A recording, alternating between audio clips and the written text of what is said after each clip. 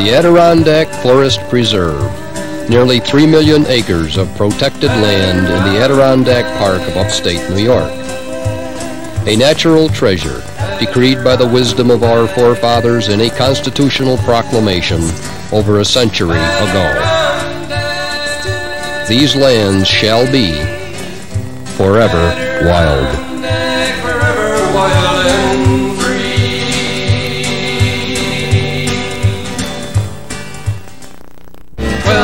Now no terrains have been, no Adirondack rails have been run since then. But isn't it great now, everything's fine, Engine Alco 5 is on the line. Running from Thendara with her passenger load, Adirondack Centennial Railroad. The Thendara station and the passenger cars of the Adirondack Centennial Railroad sat through the harsh winds and deep snows of the cold Adirondack winter, as 1992 turned into 1993. The Remsen to Lake Placid Railroad Corridor provided winter recreation opportunities for snowmobilers and cross-country skiers as the days passed slowly by.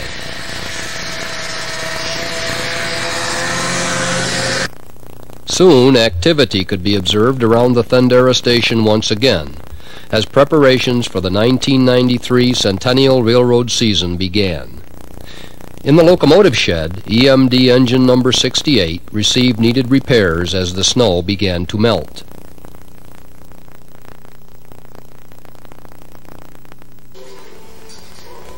Volunteers again began to work on the Thendara station both inside and out, including the museum and the gift shop.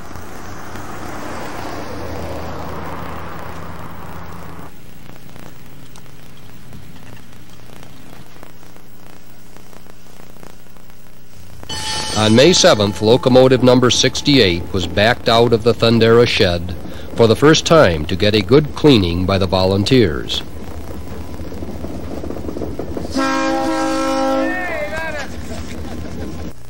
The following day would open the Adirondack Centennial Railroad's 1993 passenger season. And so it was. May 8th dawned bright and sunny, and the Thendara station came alive as preparations were made for the departure of the first passenger train of the 1993 season.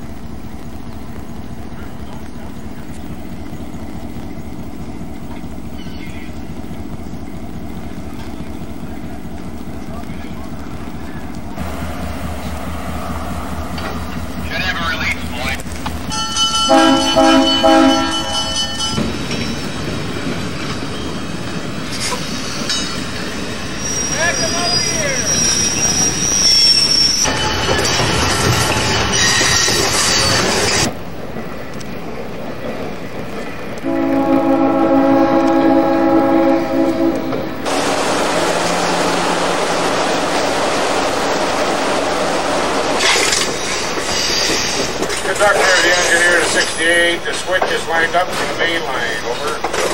Okay, that's fine.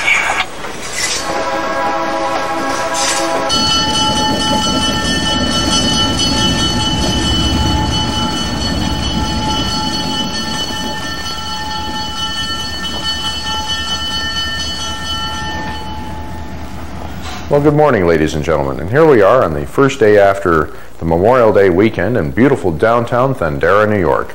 And the 1993 season for the Adirondack Centennial Railroad is off to a great and bustling start. Thus far, we are already above and beyond projections of ridership for the 1993 season. We expected 1,700 folks during the month of May, operating on a weekends-only basis, and we've already had over that 1,700 with ease.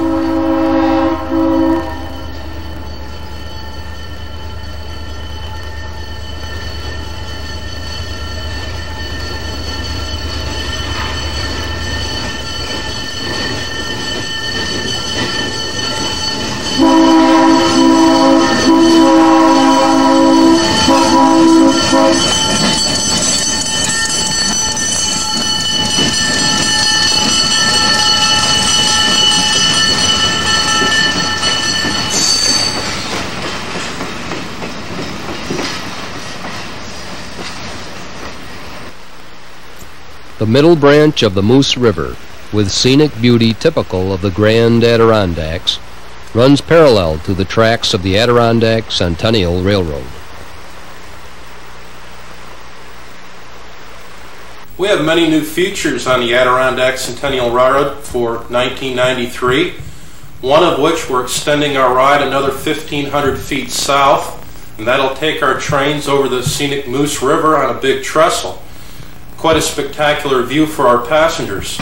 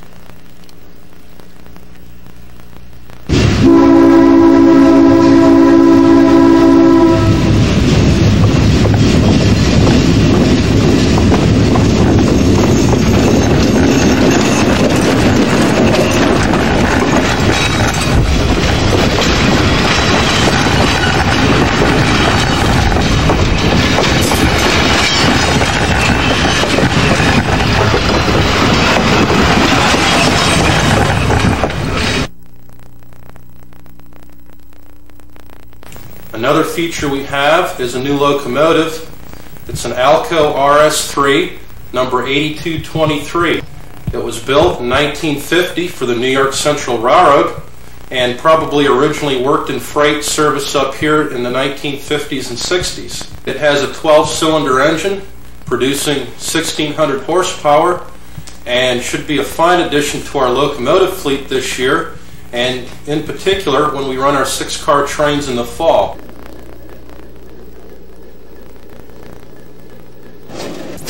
It was a sunny afternoon at the MANN yard in Utica, and Alco No. 5's run to Thendara with the 8223 in tow was underway.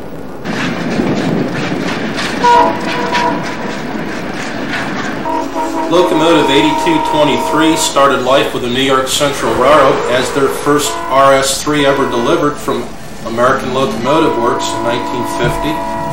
It went to Syracuse to private owner Al Caulfelt's in the mid-1980s and has been out of service since. We plan to restore the locomotive at our Thendara engine house, which will involve reinstallation of new radiators, work on the water pump, timing the fuel pumps and injectors, and whatever Federal Railroad Administration work needs to be done to sign it off and blue card it. We expect to have it in service Labor Day weekend.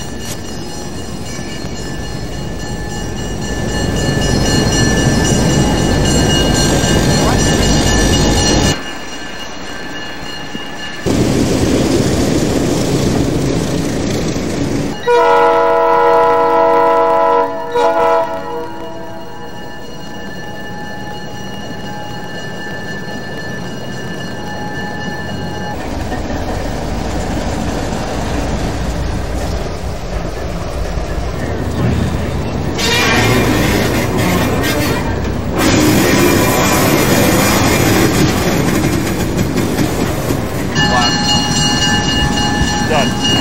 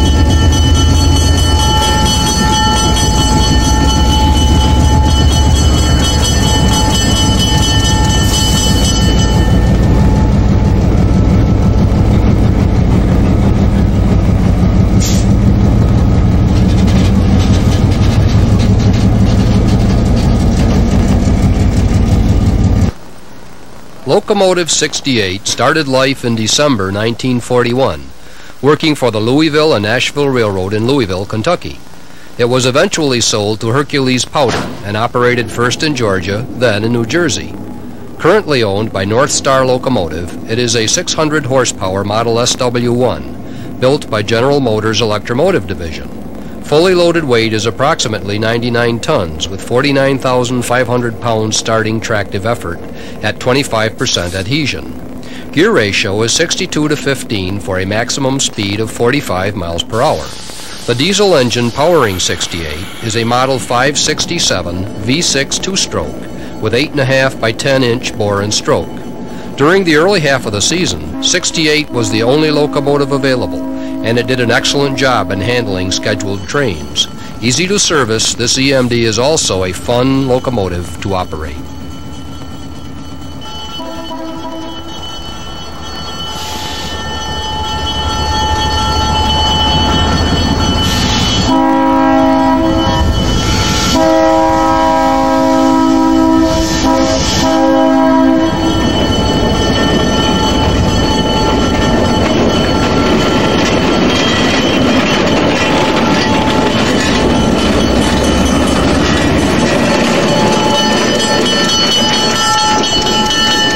Locomotive number 5 was built in Schenectady, New York in March 1947 by the American Locomotive Company. Alco was a well-known builder of steam locomotives that switched over to production of diesels. Number 5 was used by Alco as a shop switcher at Schenectady until the plant closed in 1970. It was left behind when Alco moved locomotive production to Montreal, and it sat in almost total obscurity until rescued by ProRail Incorporated, the current owners. Number 5 underwent a restoration and was indispensable in the opening of the Adirondack Centennial Railroad in 1992. Number 5's inline 6-cylinder 539 series diesel engine produces 660 horsepower at 740 RPM, has a bore and stroke of 12.5 by 13 inches, 75 to 16 gearing for a top speed of 60 miles per hour, and starting tractive effort of 59,400 pounds. Total locomotive weight is 99 tons.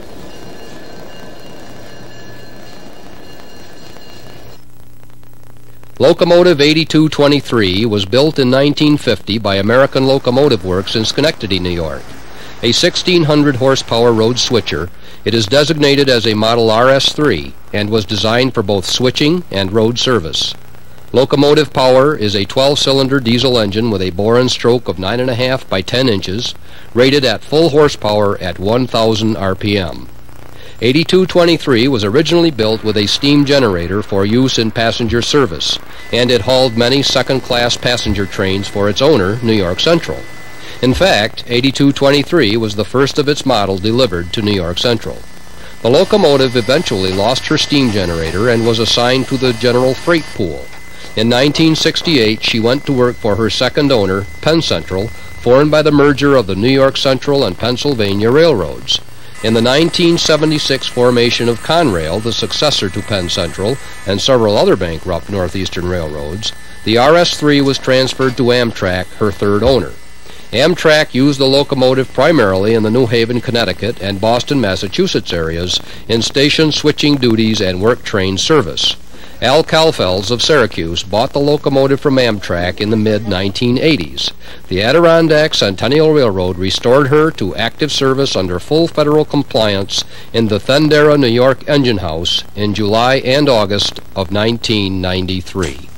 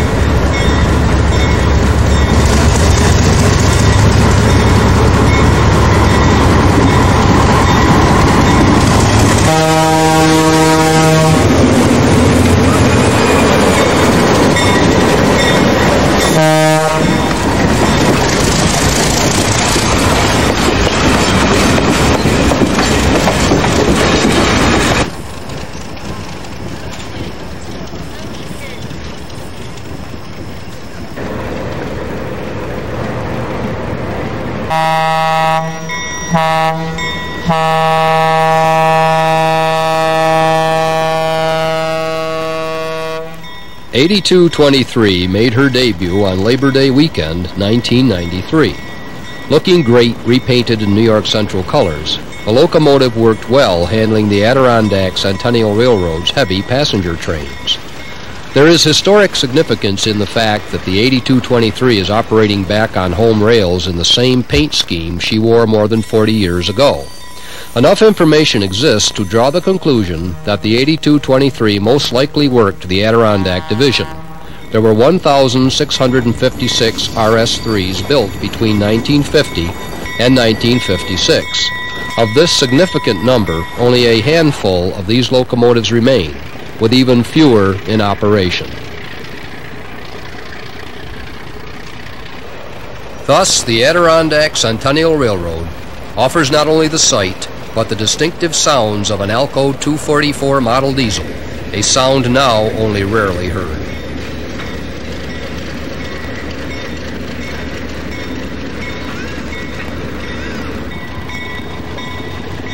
Seeing this locomotive takes one back to the 1950s. It is a reminder of the glory days of the Grand Adirondack Line.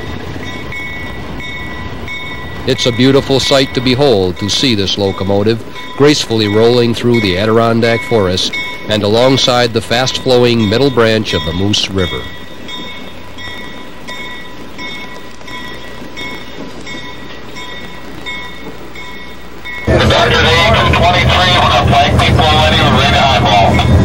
That's all right.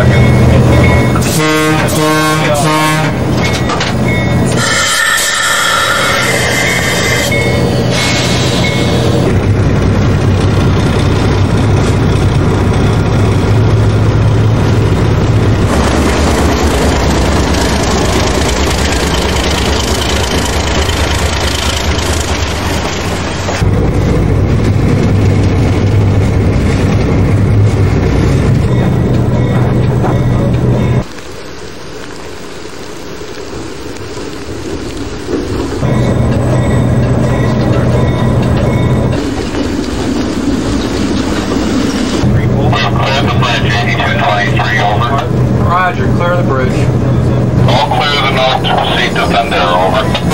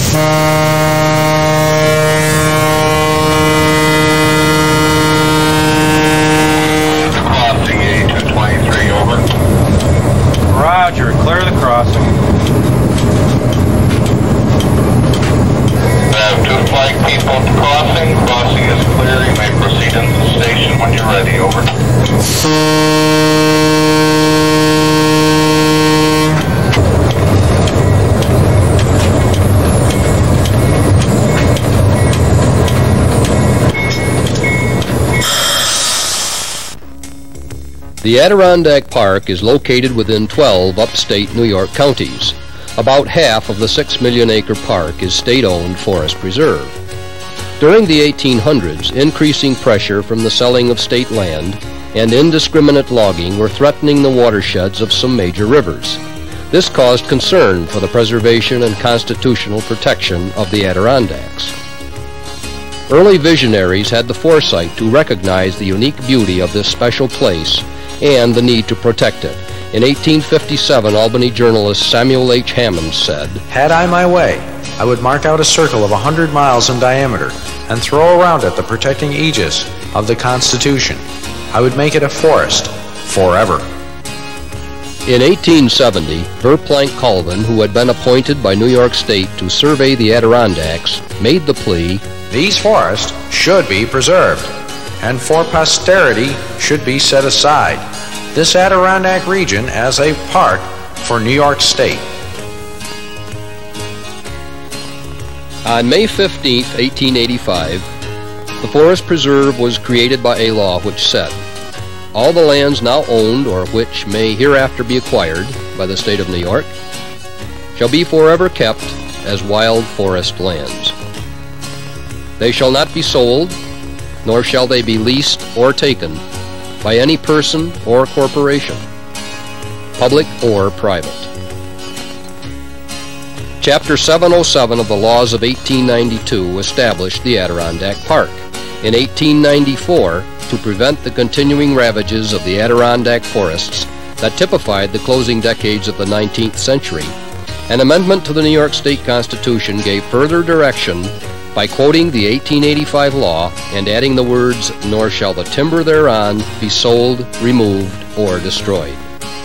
That mandate is now Article 14 of the New York State Constitution, and it applies to approximately 2,800,000 acres of protected public land. The Adirondack Park is the biggest park in the continental United States.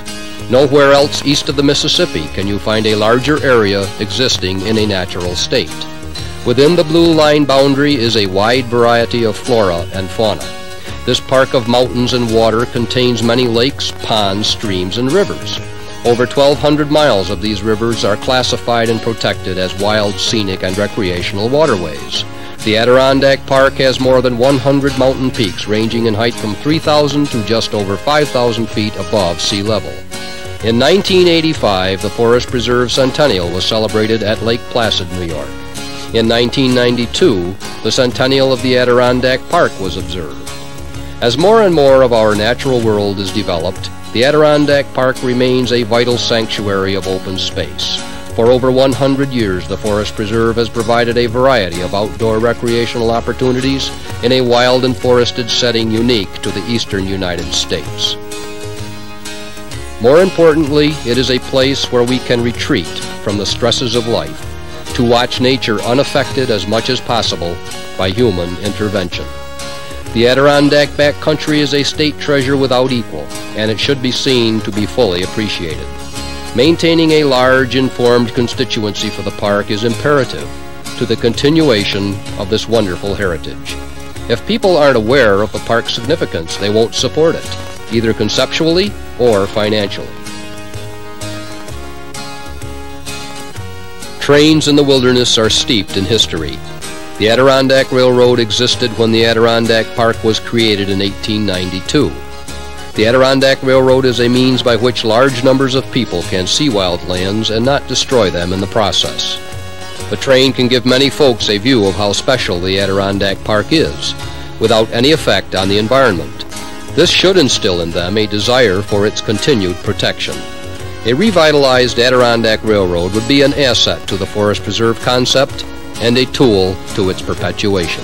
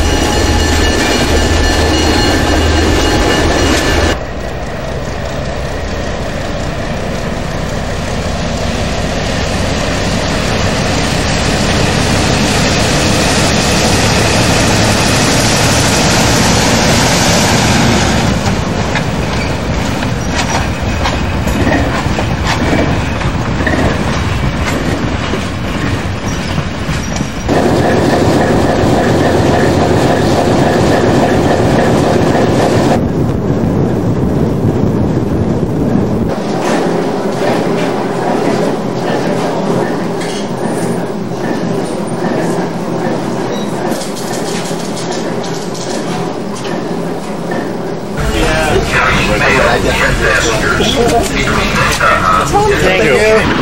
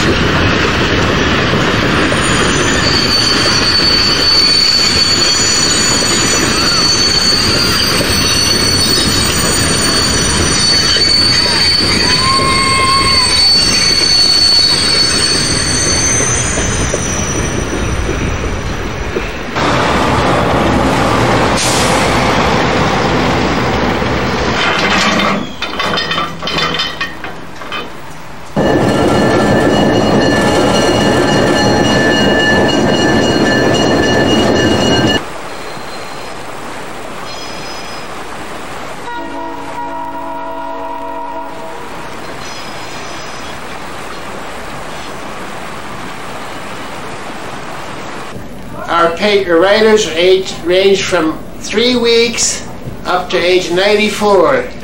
They walk on, they come on crutches, they come with canes, they come with walkers, and they come on with wheelchairs.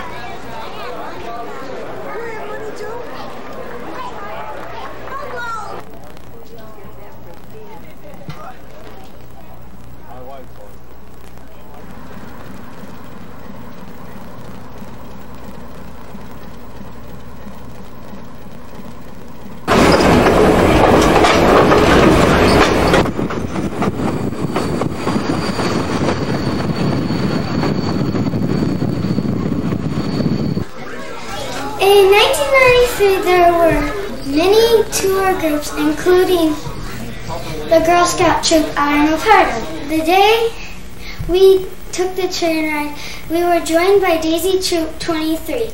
We learned about the railroad and the Adirondacks. We had a real fun time.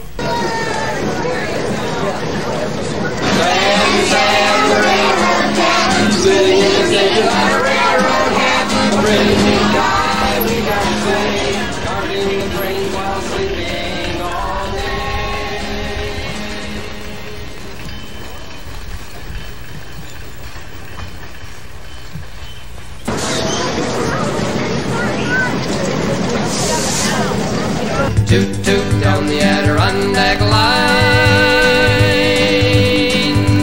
Hear that engine roar now, isn't that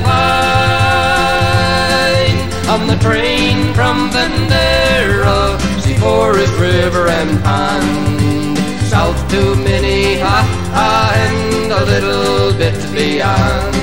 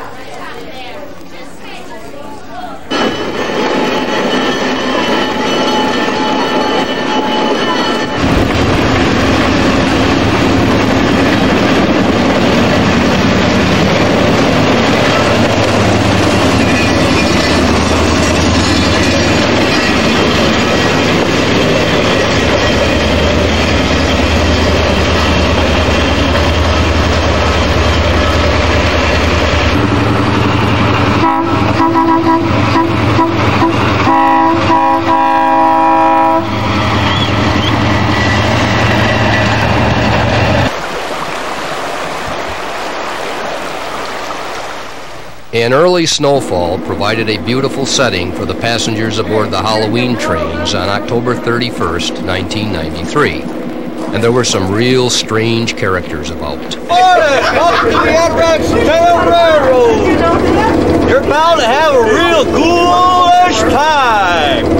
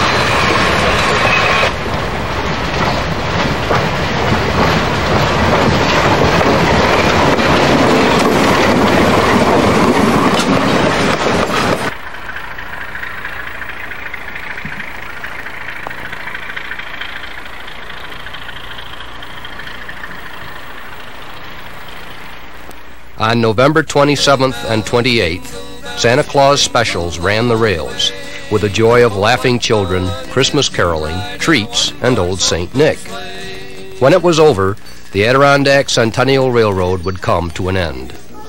The next season, the Adirondack Scenic Railroad would take passengers from Thendara to Minnehaha.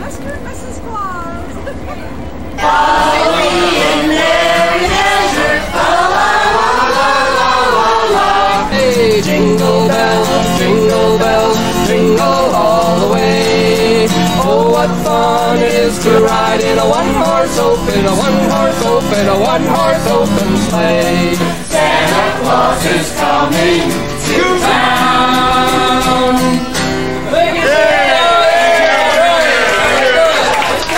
Very good, thank you. November 28, 1993, last run of the Adirondack Centennial Railroad.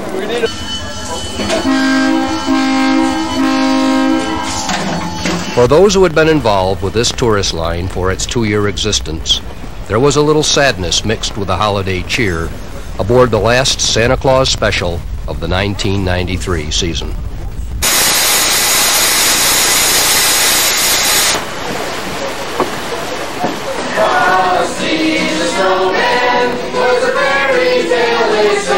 Happy holiday season. Yeah, happy holidays. Hope to see you guys up here again next season. Right.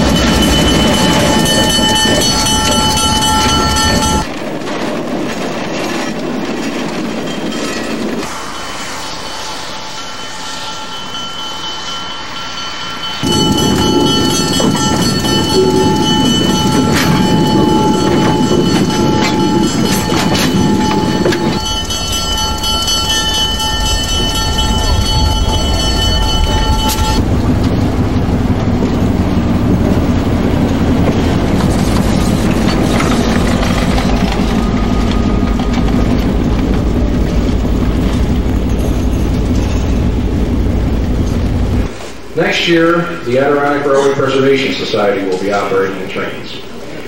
What is hoped for and planned for is that all of us will go over to ARPS. Their intent is not to take over, so to speak, but to have the chapter pass on the work that they've done onto the Adirondack Railway Preservation Society.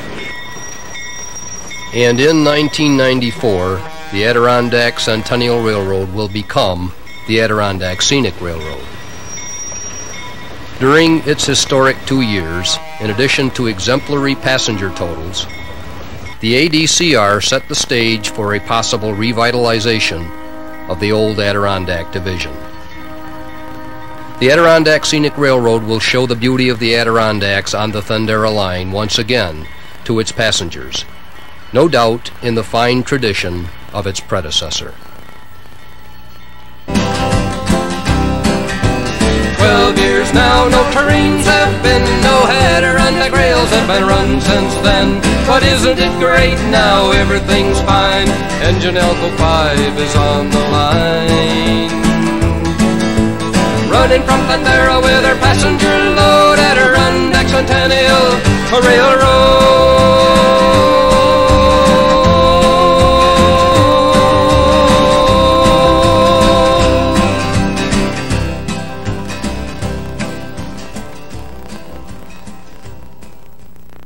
The railroad through the Adirondacks began as the Herkimer, Newport, and Poland Narrow Gauge Railroad Company. It was completed from Herkimer to Poland in 1882. Dr. William Seward Webb purchased this narrow gauge railroad in 1891. Dr. Webb was a self-made millionaire who married Lila Vanderbilt, the daughter of New York Central Railroad President William Vanderbilt. Dr. Webb standard gauged the railroad shortly after its purchase, and he extended the line north through the Adirondack wilderness. His goal was for the new Adirondack and St. Lawrence Railroad to connect the main line of the New York Central in the Mohawk Valley with Montreal, Quebec, Canada. The route was surveyed through places like Remsen, New York, where it met the Rome, Watertown, and Ogdensburg Railroad, which became part of the St. Lawrence Division of the mighty New York Central. The survey continued on through Otter Lake, Fulton Chain, Big Moose, Tupper Lake, Mountain View, Malone, and into the St. Lawrence Valley to Montreal. Not coincidentally, it passed very close to Lake Lila, where Dr. Webb had a private camp at Nahasney. The railroad would be convenient to access his 115,000-acre hunting preserve, and many of his contemporaries traveled to private camps in their private rail cars. The plush mansions on wheels were called Golden Chariots, and the line was known as the Route of the Golden Chariots, because whole trainloads of private cars and Wagner sleeping cars traveled through the North Woods. In 1892, the rail line was completed, and the first train ran from New York City to Montreal on October 24th. Shortly after completion, the line was organized as the Mohawk and Malone, and came under the control of the New York Central. In 1913, the M&M was fully merged with the New York Central. The Central designated it as the Adirondack Division, but crews usually referred to it as the M&M, until its demise in the 1970s under Penn Central. The rail line became a vital link to civilization for many small Adirondack Mountain communities and camps. For many, it was their only reliable access to the outside world. The railroad delivered their staples and supplies. It provided access to medical services and transportation for local products such as lumber and pulpwood. A branch off the main line at Lake Clear, connecting with the Delaware and Hudson Railway at Saranac Lake, was completed in 1893. The New York Central had arrangements with the D&H to operate trains from Saranac Lake to Lake Placid until it assumed ownership over the trackage in 1946. During the 1950s, the New York Central operated heavy freight trains over the division, consisting of refrigerated boxcars carrying fresh fruits and vegetables. This service linked the port of New York, New Jersey, with Canadian markets at Montreal. Duplicate routes within the New York Central system finally made the Adirondack Division obsolete as a viable freight route. The private automobile and a greatly upgraded highway system drained passenger revenues, so that in 1965, the final passenger train rolled out of Lake Placid and into Utica for the last time. Freight service was terminated in 1972 due to sparse and sporadic business after several washouts caused by Hurricane Agnes severed the line. New York State purchased the line in 1974. In November 1977, an agreement was made with the Adirondack Railway Corporation to restore the line to service. Passenger and very limited freight operations resumed in 1979. Passenger trains hauled many people to the 1980 Winter Olympic Games at Lake Placid. Poor financing and various management problems led to the termination of the company's lease in 1981. For the period of April 1981 to February 1991, control of the line's lease was the subject of a protracted litigation. Finally, the State Departments of Transportation and Environmental Conservation regained control of the abandoned railroad when the state was the successful bidder at the line's auction. Its future is currently under study by the State of New York and a multidisciplinary Citizens Advisory Committee. For 2 seasons now that train has been running from Thendara and back again, showing the Adirondacks to a passenger load on the Adirondack Centennial Railroad.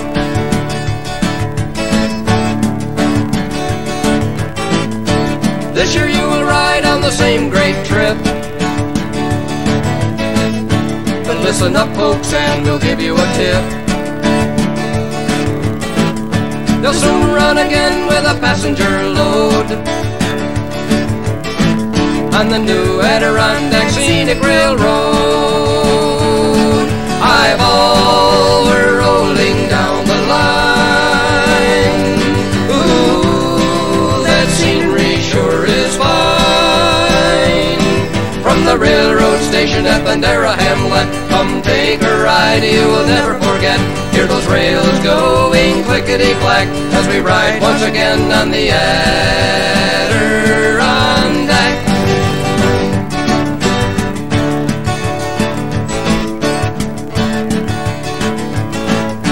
Another year has passed, how can it be wrong? Riders last year, 76,000 strong. No environmental harm from all the tickets sold. Once again the story was told.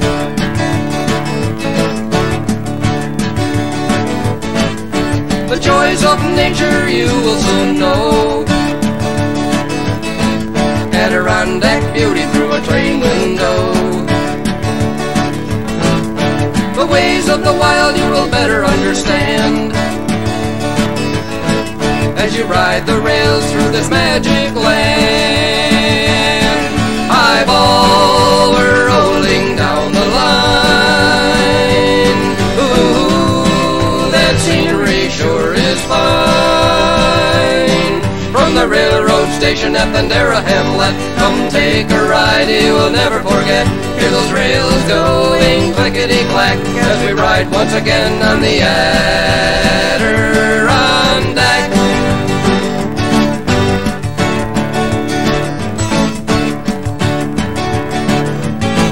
Adirondack Scenic is the road's new name. Most volunteers, they are still the same. Ride along with us, watch the Moose River run. You can be sure that it's going to be fun.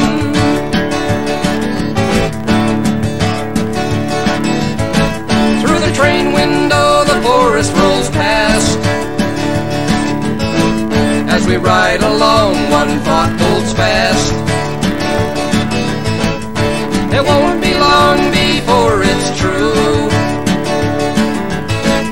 There'll soon be trains in Lake Placid too. Eyeball, we're rolling down the line. Ooh, that scenery sure is fine. From the railroad station at Thendara hamlet, come take a ride you'll never forget.